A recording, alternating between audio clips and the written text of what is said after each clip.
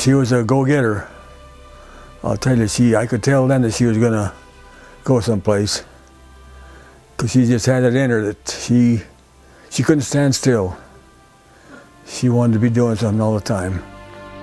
Julia came into this world on March 23, 1926, and for nearly 79 years blessed us with her charm and charisma. She was a farm girl. Her parents, who were Spaniards, owned a large ranch along the Colorado River near Kingman, Arizona. They owned sheep, cattle, and grew vegetables. As a youngster, Julia attended school in Oatman, Arizona, a mining town that became famous when gold was discovered. The school she went to is still standing. It overlooks a town that has become a popular tourist attraction. Family and friends who grew up with Julia remember an inquisitive youngster ready to take charge and ready to offer advice. Well, she was always telling the other kids what to do right and what to do not to do. A quote that she used very often, it was, if one door closes, another will open. That's not going to stop me. She said that many times. Always helping somebody or trying to help somebody. A little bit bossy, but she was all right. You know, there wasn't nothing she couldn't set her mind on that she didn't do. She accomplished everything she set out to do. And she'd do it, and she encouraged you. She never put you down. She never made you feel you were less of a person. She was a very, very rare gem. She was a marvel. I knew her for over 30 years. I just loved her spunk, her determination, her strength, and her courage. She was just a delightful lady, a beautiful Spanish lady. I admired and loved her dearly.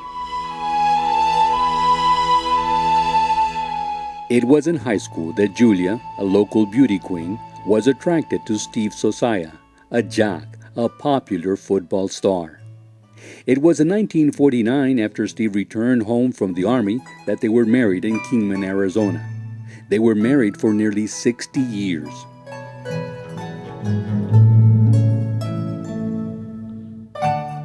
We like 3 months have been 60 years. Yeah. And I was surprised that she was even single when I came back, because there were thousands of GI soldiers, you know, training right there in the desert training. And all the young Mexican people, kids, you know. But she told me she was kidding. She said, I've been waiting for you. Julia Soto Zozaya was not your typical community activist. She was a true achiever. She was a doer devoted to improving life in her community. She was single-minded with unrelenting determination and tireless energy. She was one of the most consistent and enduring advocates for the empowerment of Hispanics in Arizona. You know, advocating for the poor, advocating for our community is tough stuff, but she never quit. I mean, so that's one of the things you just have to admire of an entire lifetime.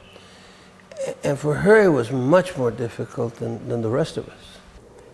I don't know how many kids went to college because of scholarships that she found manufactured or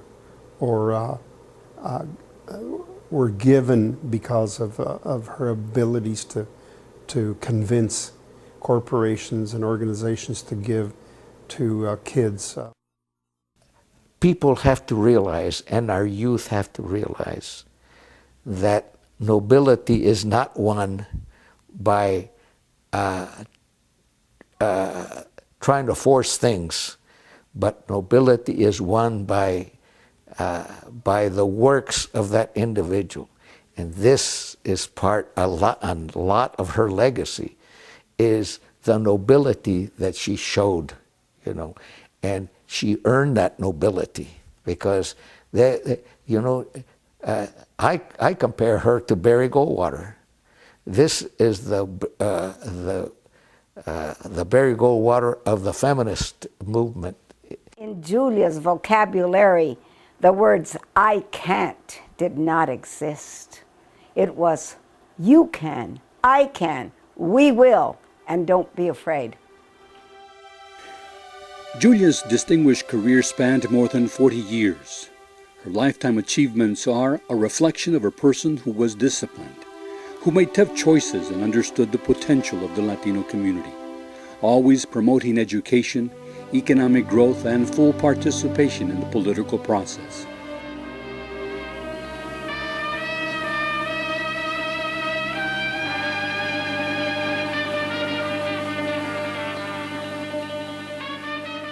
In 1975, she was featured in a television special, The Mexican American, on Cool TV. She talked about the value of bilingualism. I'm so proud that today you have the ability to be bilingual, and that, you know, the dying away of the Spanish language, that is over, and that we're coming to a period when it's all right to talk Spanish. Her success was not overnight.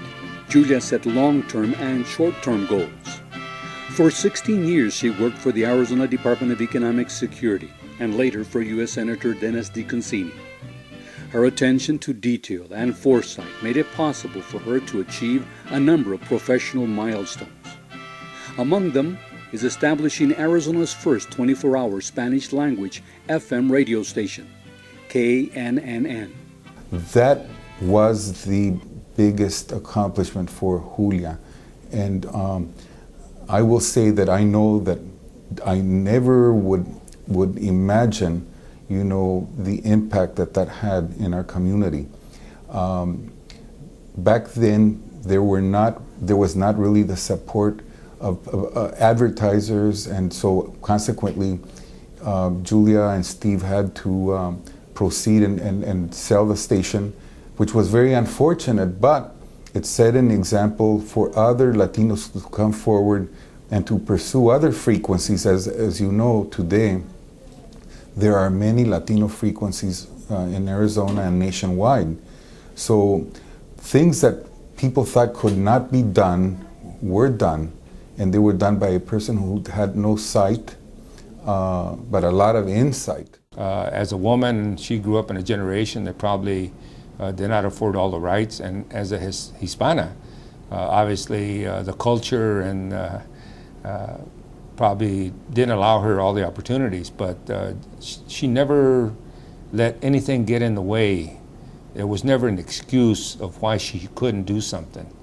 And so she went from a community activist to a businesswoman, and our community, not only the Hispanic community, but I think the community in general, has benefited by her presence. And hopefully the chapter that's written about her will be an important chapter of not only Arizona, but also what she contributed nationally as a businesswoman and also an activist.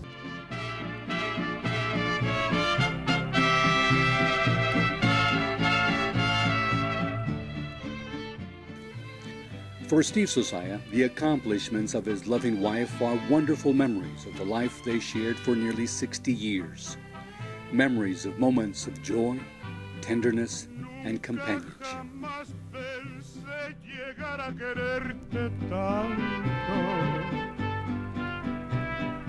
Nunca jamás pensé llegar a quererte así. Nunca jamás pensé derramar mi llanto por un amor que había de pagarme así.